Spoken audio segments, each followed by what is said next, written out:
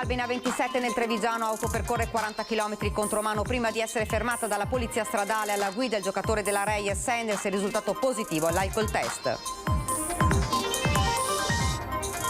A Preganziola addio a Mara Visentin, vittima della folle corsa sul terraglio del 25enne Ronny Levakovic. In 300 si sono stretti ai figli. Domani l'ultimo saluto all'amica Miriam Cappelletto. Il Consiglio dei Ministri ha fissato l'Election Day al 12 giugno. Si voterà sia per il referendum sulla giustizia che per il rinnovo delle amministrazioni comunali. In Veneto sono 86, tra cui Verona, Padova e Belluno. Covid-19, con oggi finisce lo stato di emergenza, da domani allentamento delle restrizioni e nuove regole, dalle scuole ai luoghi di lavoro, dai locali ai trasporti. Tra un mese l'addio al Green Pass. È entrato negli studi associati di Noventa di Piave nonostante la porta chiusa e ha cercato di aizzare il pastore tedesco contro la dottoressa Di Base. La denuncia dell'US 4, indagano i carabinieri.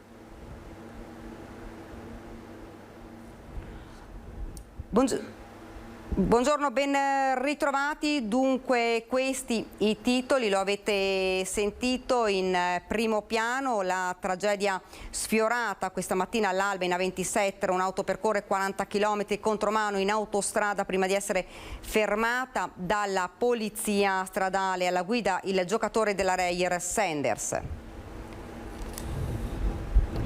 Quando io mi sono immesso sul rettilineo mi sono trovato questa macchina che mi stava venendo contro sulla mia corsia di sorpasso.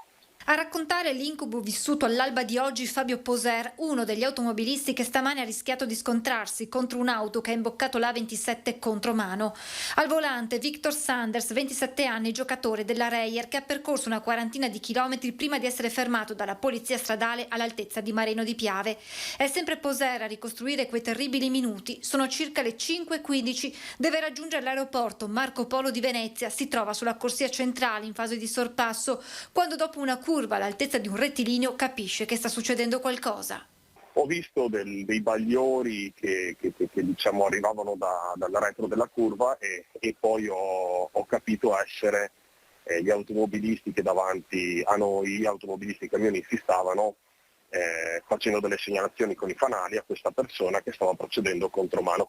Ho fatto in tempo semplicemente anch'io a fare una segnalazione con gli abbaglianti, a scartare a destra perché quanto potevo, perché avevo comunque un autoarticolato sulla mia destra, e questa macchina mi è sfrecciata alla mia sinistra e gli automobilisti e soprattutto i camionisti che erano alle mie spalle hanno continuato anche loro a fare degli avvisi luminosi con gli abbaglianti, ma questa persona non ho controllato su un rettilineo molto lungo sullo specchietto retrovisore, non ha mai toccato i freni. A questo punto Poser chiama la polizia stradale, mentre sui tabelloni luminosi gli altri automobilisti vengono avvisati della presenza di un mezzo contromano e invitati a fermarsi sulla destra. Solo più tardi Poser si renderà conto di aver rischiato la vita. Nonostante fosse l'alba, la sezione della guida mi ha dato una grande mano. Sicuramente la fortuna è stata dalla parte mia e anche, da quanto ho potuto capire, di tutti gli altri guidatori. Gli agenti alla fine riescono a raggiungere l'auto di Sanders e a bloccarla. La serata del giocatore della Reyer, dopo la vittoria in Coppa, era proseguita in un disco bar di Mestre, dove intorno alle 2 erano intervenuti i carabinieri chiamati dagli uomini della sicurezza, sembra dopo un alterco tra lo stesso giocatore e un altro cliente. A quel punto il cestista si era messo alla guida della sua auto. A ricostruire gli eventi successivi la stessa Polstrada. Sanders, all'altezza della barriera di Venezia Nord, aveva divelto la sbarra imboccando la bretella dell'aeroporto contromano e percorrendo oltre 30 km. Provvidenziale tempestivo intervento della pattuglia della Polstrada, che prima con un'azione di safety car ha bloccato il traffico fino a quando ha raggiunto la Volkswagen, affiancando nel tentativo di fermarla. Ma l'auto ha proseguito e solo dopo essere andata contro il guardrail centrale ha arrestato la sua corsa. Gli agenti hanno proceduto alle verifiche del caso. Sanders è stato sottoposto all'alcol test risultando positivo. Per lui sono scattate una serie di sanzioni, la revoca della patente e una denuncia per guida in stato di ebbrezza, oltre alla segnalazione alla prefettura, visto che la polizia ha trovato nella sua auto alcuni grammi di sostanza stupefacente. Dura la reazione dell'Umana Reyer, affidata ad un comunicato. Preso atto dei deplorevoli e gravissimi accadimenti di questa notte, si dissocia e deplora con assoluta fermezza la condotta del proprio tesserato. La società adotterà i più opportuni provvedimenti, offrendo in ogni caso la propria più ampia disponibilità e collaborazione alle autorità competenti. Ed una chiesa gremita ha dato l'ultimo saluto oggi pomeriggio a Preganziola. Mara Visentin, la 63enne, è morta con l'amica Miriam Cappelletto nell'incidente di giovedì scorso lungo il Terraglio. Oltre 300 persone si sono strette attorno ai familiari, stretti nel dolore e sgomento richiamati dal parroco che ha ufficiato la cerimonia. Don Gabriele Bittante non ha mai fatto riferimento diretto all'incidente e al giovane rom che ha provocato tamponando ad oltre 150 all'ora l'auto dove viaggiavano le due donne. Una cerimonia semplice, composta, dove figli, nipoti ed altri familiari non hanno preso parola, limitandosi a ringraziare tramite il parroco i concittadini, parenti e amici per la presenza all'ultimo saluto di Mara Visentin. Il Consiglio dei Ministri ha fissato l'Election Day al 12 di giugno. Si voterà sia per il referendum sulla giustizia che per il rinnovo delle amministrazioni comunali. In Veneto sono 86, tra le sfide principali Verona, Padova e Belluno.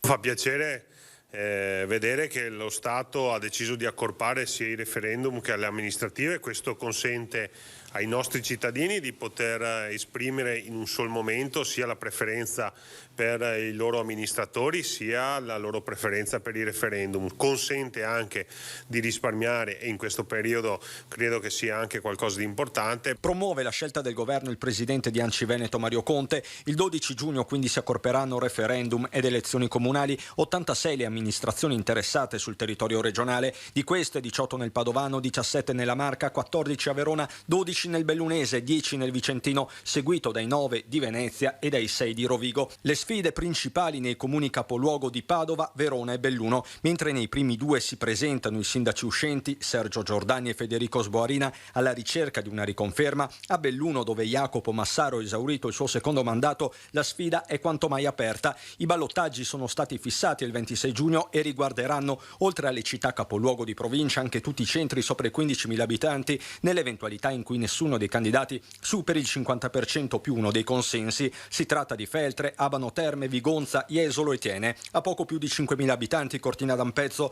dove però si eleggerà il sindaco che dovrà traghettare la regina alle Olimpiadi 2026. L'Election Day, particolare non da poco, non andrà a influire sul regolare andamento delle elezioni scolastiche che termineranno l'8 giugno. Quanto ai referendum, i quesiti saranno 5, quelli ammessi dalla Corte Costituzionale a febbraio, la riforma del CSM, l'abolizione della legge Severino, i limiti agli abusi della custodia cautelare, la separazione delle funzioni dei magistrati e la loro equa valutazione. L'appello che faccio è quello di andare a votare, di fidarsi degli amministratori, in particolar modo di quelli locali che hanno sempre dimostrato presenza, responsabilità, sensibilità nei confronti delle comunità e che oggi vengono chiamati a esprimere o il rinnovo o il cambiamento. Presentati ieri sera i 32 candidati in lista con Coalizione Civica, che alle prossime amministrative sosterrà il sindaco Sergio Giordani. Tra i candidati spicca il nome del figlio del virologo Andrea Crisanti. E poi si prepara di riso. Posso lasciare questo qui? Ok. Ciao, buonasera a tutti, mi chiamo Giulio e ho 23 anni. Io sono nato e vissuto in Inghilterra da 2 genitori romani. Si presenta solo come Giulio, 23 anni, dottorando in fisica, cerca di omettere o almeno di non sottolineare il suo cognome che di certo non passa inosservato, Crisanti. Il figlio del direttore di microbiologia dell'Università di Padova, Andrea Crisanti, il papà dello studio SUVO, si candida come consigliere comunale per Coalizione Civica, lista che sostiene il sindaco uscente Sergio Giordani. La presentazione della rosa dei 32 candidati è avvenuta durante l'assemblea di Via Valeri. Spicca il nome del giovane Crisanti, nato in Inghilterra, cresciuto a Londra con studi a Cambridge e da 6 mesi a Padova per un dottorato. Vuole portare il punto di vista degli studenti. Cercare di portare le mie idee da studente universitario e aspirante, ricercatore, diciamo. Il secondo motivo per il quale mi sono candidato è che ho avuto l'enorme piacere di incontrare Chiara Garlani, che è l'attuale assessore dell'ambiente di Padova, E parlando con Chiara mi sono reso conto che io condividevo con lei un sacco di idee su come gestire una città. Per esempio, in particolare la sua spinta sul verde, l'ambiente e la tutela degli spazi comuni. Tra gli altri nomi in lista con coalizione i 3 assessori Andrea Ragona, Chiara Gallani e Marta Nalin, 3 consiglieri comunali Nicola Rampazzo, Marco Sangati e Stefano Ferro, poi il presidente di Arcigay Mattia Galdiolo e Sebastian Colschen di Leu. Dal 9 all'11 aprile gli iscritti di Coalizione Civica potranno votare le candidature per stabilire l'ordine di lista. Da domani fine dello stato di emergenza, ecco come cambiano le regole. Domani è un giorno molto importante perché cambia una regola importantissima: fuori ci si potrà sedere senza l'obbligo del Green Pass. Questa è una differenza enorme perché fino ad oggi è necessario avere il Green Pass rafforzato. Le restrizioni si alleggeriscono anche per consumare all'interno dei locali pubblici. All'interno, sia per essere serviti al bancone sia per sedersi, non sarà più obbligatorio avere il Green Pass rafforzato come è necessario fino ad oggi, ma sarà sufficiente il Green Pass base e l'uso della mascherina ovviamente. Questa è una differenza altrettanto importante perché, specialmente per i ristoratori, perché prima era sufficiente per esempio che uno della famiglia non avesse il Green Pass rafforzato per far rinunciare tutta la famiglia al pranzo al ristorante. Dal 1° di aprile cade l'obbligo di Super Green Pass al lavoro per gli over 50, ma basterà quello base fino al 30 di aprile. Cambiano le regole anche nel trasporto pubblico, dove non sarà più richiesto il Green Pass, ma si dovrà sempre tenere la mascherina FFP2. Dal 1° di aprile decade anche il limite alle capienze nelle strutture. Per accedervi sarà richiesto il Green Pass base. Resta l'obbligo vaccinale per il personale sanitario e della RSA. Stop invece alle quarantene da contatto con un caso positivo al Covid. Da domani resta in isolamento solo chi è positivo, mentre chi ha il contatto sarà in regime di autosorveglianza. Tra ottimismo, speranza e più di qualche timore per la risalita dei contagi, scatta il conto alla rovescia per la fine dello stato di emergenza. La parola d'ordine tra i cittadini resta una: prudenza. Domani è il 1° aprile, sa che cosa succede? Il pesce d'aprile. Cioè, un pesce secondo lei è quello che succede? Ci liberiamo di tutto, però prudenza. Io sono sempre molto prudente, intanto cammino da sola, evito assembramenti, entro nei negozi, metto la mascherina. Speriamo che non sia un pesce d'aprile, ecco, speriamo che ci sia un po' più di libertà, la pandemia c'è stata, speriamo che diventi un ricordo e speriamo che la gente sia un po' più libera di muoversi, un po' più libera anche di gestirsi la vita, ecco. Secondo lei c'è consapevolezza di quello che si potrà e non si potrà fare? Per esempio la consumazione all'interno del locale e come avviene? Al momento è ancora ristretta, al di fuori del locale del 1° aprile è più libera, insomma, e dal 1° maggio invece ci sarà una libertà maggiore. Possiamo evitare di usare le mascherine, che il Green Pass non servirà più, quello che sappiamo. Lei ha paura di questo oppure è contenta? Oh sì, perché non si può passare dall'oggi al domani da una cosa estrema al niente. Sa cosa succede da domani, è il 1° di aprile? Ci togliamo le famose mascherine all'aperto, chiaramente. Poi dipende da dove entriamo. Festa della liberazione per lei? Ma guardi, è una festa di responsabilità, a mio avviso, più che di liberazione. Su queste limitazioni che cadono, lei ha timore, ha paura, come si sente? Io sono un agente di viaggio, pensi come posso capire questa situazione? Cioè la gente ormai è come dire, impaurita di tutto, anche dell'ombra, capisce? No, non sono preoccupata perché ormai tutti hanno fatto la terza dose e quindi speriamo bene, ecco. Lei sa precisamente che cosa si potrà fare e non si potrà fare da domani? Beh, l'hanno detto per telegiornale, quindi si potrà andare al ristorante, bere il caffè fuori senza il Green Pass, in banca è libero, un po' dappertutto. Lei come la vede? Come una buona cosa? Beh, direi di sì.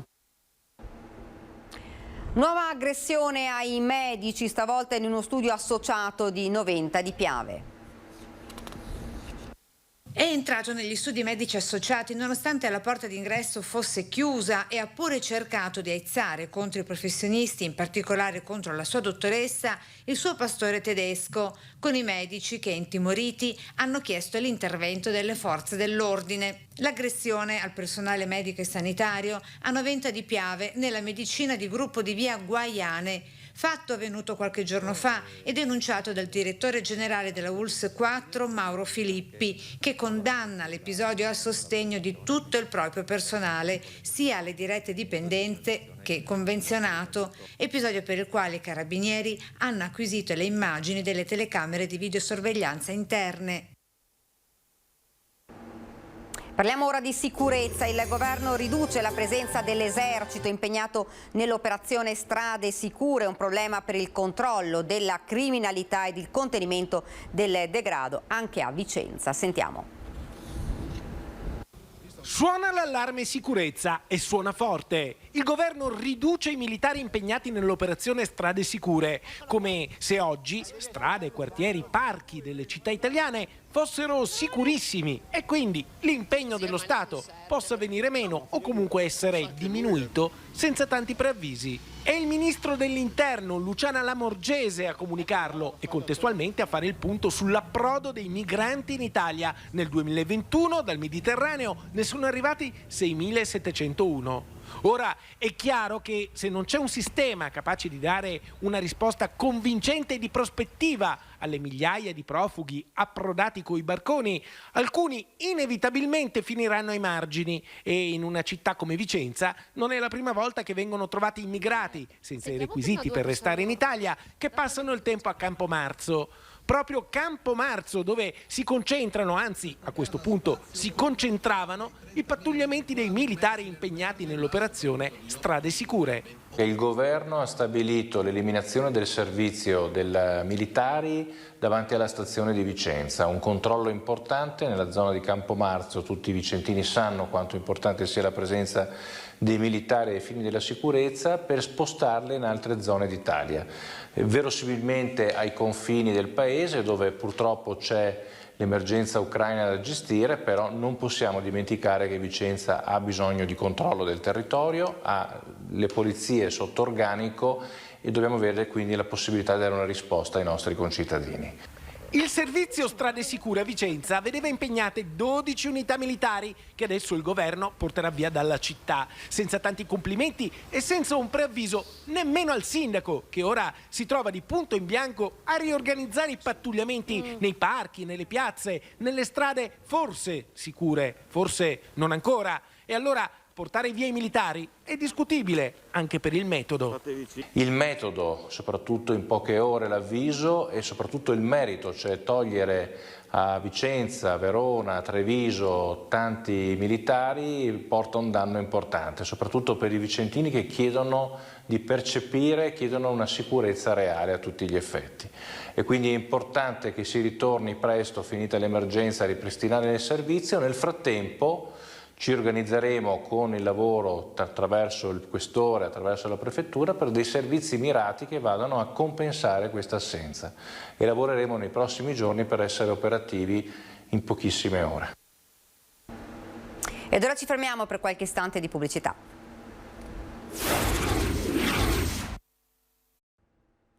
Siamo tornati nuovamente in studio con l'edizione regionale dei nostri telegiornali. Rispetto all'aeroporto di Treviso, quello di Venezia ha una ripresa più complicata, a dirlo il direttore di Save, annunciando che però i segnali ci sono a partire da una nuova base di Ryanair. Noi puntiamo a cercare di ritornare il prima possibile a quello che era il 2019, no? L'anno base. Questo anno base dove Venezia rispetto a Treviso è un po' più lenta, proprio perché Venezia storicamente dipende tantissimo su quello che sono i voli intercontinentali. Fare previsioni numeriche in termini di presenze è difficile, se non impossibile, viste le continue variabili cui ci si è trovati di fronte negli ultimi anni, prima con il Covid, ora con la guerra e il caro carburante. Ma evidenzia il direttore di Save, per l'aeroporto Marco Polo è più complesso rispetto a quello trevigiano. Noi siamo un aeroporto che un territorio che ovviamente si esprime moltissimo in termini di business travel, però è anche un territorio che è molto molto importante, siamo la prima regione di visitatori esteri in Italia, di conseguenza finché i visitatori non tornano Venezia arranca magari più di qualche aeroporto che è più fondato su quello che è il traffico domestico o outbound, per cui la ripresa la stiamo vedendo. Anche se con occhio sempre attento, ma un buon segnale è già evidente con l'apertura di una base Ryanair che porterà 100 nuovi posti di lavoro e 17 nuove rotte nonostante i prezzi del carburante. Assolutamente sì, abbiamo lanciato appunto Treviso, ora Venezia, 2 basi qui in Veneto, lo facciamo in maniera assolutamente, ci crediamo molto, lo facciamo in maniera consistente e vediamo ancora tanti margini di crescita in questi territori. E siamo stati in grado di bloccare il carburante almeno per i prossimi 12 mesi in termini di prezzo. Sono comunque 30 anni che stiamo costruendo questo successo, lo facciamo e l'abbiamo fatto nel momento giusto, comprando appunto gli aeromobili nel momento giusto, avendo staff dedicato che non si ferma mai e continuando a lavorare duramente. La bandiera della pace è indecorosa, così i condomini di una palazzina a Conegliano hanno chiesto alla proprietaria di toglierla dal giardino. La sua risposta è stata netta, rimane dov'è. Appesa ad un albero sventolano 2 bandiere, una accanto all'altra, quella dell'Europa e quella della pace. Sono quasi 3 anni che sono lì ed ora che in Ucraina si combatte acquistano un nuovo senso. Eppure il 28 marzo durante l'assemblea di condomini arriva in attesa una richiesta perentoria. La bandiera multicolore deve essere tolta perché è indecorosa. Una doccia fredda per la proprietaria Francesca Nicastro, giornalista e presidente dell'Associazione Movimento Federalista Europeo di Conegliano Vittorio Veneto. Immediata e determinata la risposta: non la rimuoverò. Secondo un'inquilina, le bandiere inficiano il decoro condominiale. Non solo tutti i partecipanti sarebbero stati d'accordo nella richiesta, ma addirittura una proprietaria avrebbe rilanciato dicendo che è giusto toglierle perché a lei erano stati fatti levare i pomodori. Amara la riflessione della giornalista, come se le bandiere e i pomodori fossero la stessa cosa. Una vicenda che aveva postato su Facebook e che ha immediatamente attirato l'attenzione di tutti. Ci sono rimasta male e poi mi è salita la rabbia, commenta la Nicastro. Come ho scritto su Facebook, al momento intendo lasciarle lì, ma non per una battaglia di principio. Sono convinta infatti che per costruire una comunità pacifica i bisogni di tutti debbano essere ascoltati e accolti. I propri bisogni però, per trovare accoglienza da parte degli altri, vanno espressi con sensibilità e non imposti con la clava. Se la signora invece di sollevare il caso e in assemblea condominiale trasformandola in un'arena conflittuale mi fosse venuta a parlare, avrebbe trovato ascolto, comprensione, avremmo trovato una soluzione che soddisfaceva i bisogni di entrambe. Se ci si parla con rispetto, le soluzioni si trovano sempre. Una vicenda che continuerà a far discutere, ma intanto nel giardino di Via Ferrera le 2 bandiere continuano a sventolare. La Camera di Commercio premia l'imprenditoria al femminile. Il riconoscimento giunto alla 5ª edizione è andato a 6 aziende con sede a Belluno e a Treviso. Fare buona impresa non dovrebbe essere questione di genere, anche se l'universo femminile quanto a creatività nei fatti non cede il passo, anzi avanza nei numeri e investe in nuovi modelli di business.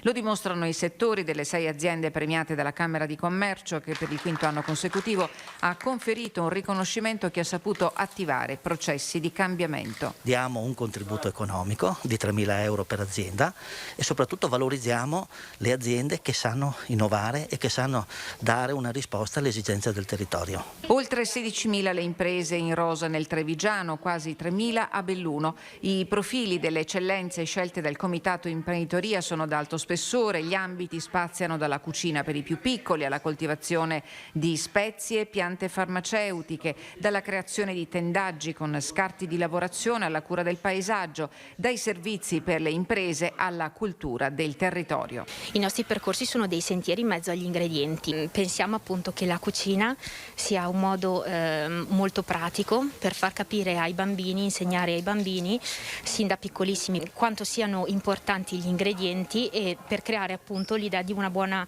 alimentazione in futuro. Nel parterre delle imprese premiate, oltre a Cocotta, ci sono Primavera di Tambre, IMAP di Sedico, Omnia Pro di Montebelluna, Vivai Pio Loco di Breda di Piave e Lovat Caffè di Villorba. È un lavoro che stiamo cercando di fare con un contenitore culturale, dal territorio al cibo, naturalmente i libri, gli eventi e soprattutto con una gran particolarità e attenzione a creare nuovi lettori lavorando con i bambini.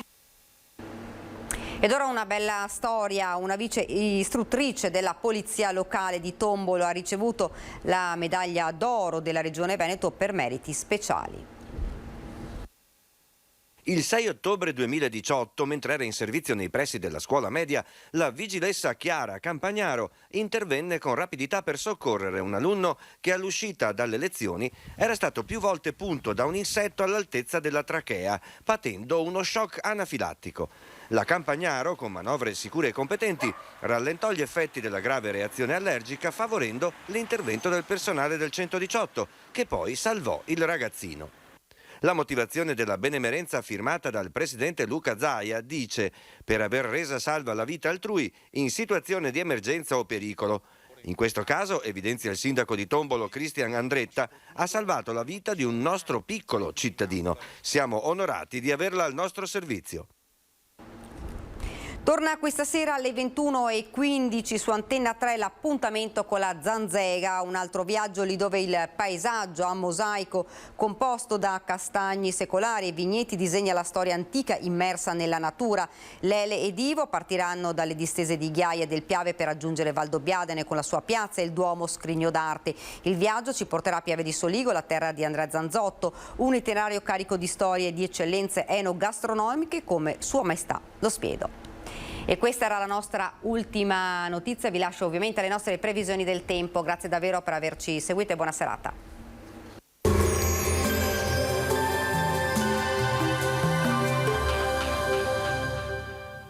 Da 150 anni Nardo Giovanni Terrazzi alla Veneziana, i pavimenti più belli del mondo.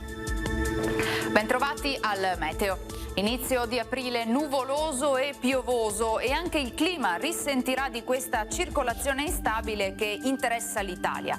Vediamo dunque il dettaglio della giornata di venerdì.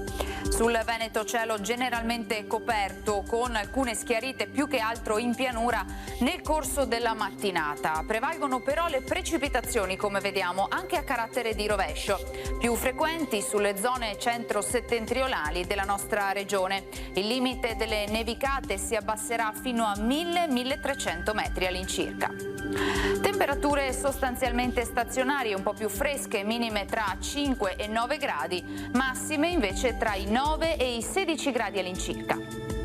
Spostiamoci ora sul Friuli Venezia Giulia, anche in questo caso piogge moderate o abbondanti, specie nella seconda parte della giornata. In montagna nevicate oltre i 1000-1200 metri, probabilmente fino a fondovalle nel Tarvisiano. Temperature minime tra 5 e 8 gradi, massime sugli 11-14 gradi. Infine diamo uno sguardo alla situazione del Trentino Alto Adige, anche qui le precipitazioni saranno piuttosto frequenti, limite della neve a tratti sotto i 1000 metri sui settori settentrionali.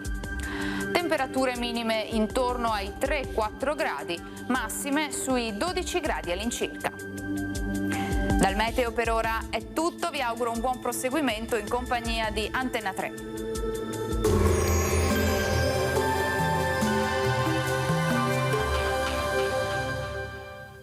Da 150 anni Nardo Giovanni Terrazzi alla Veneziana, i pavimenti più belli del mondo.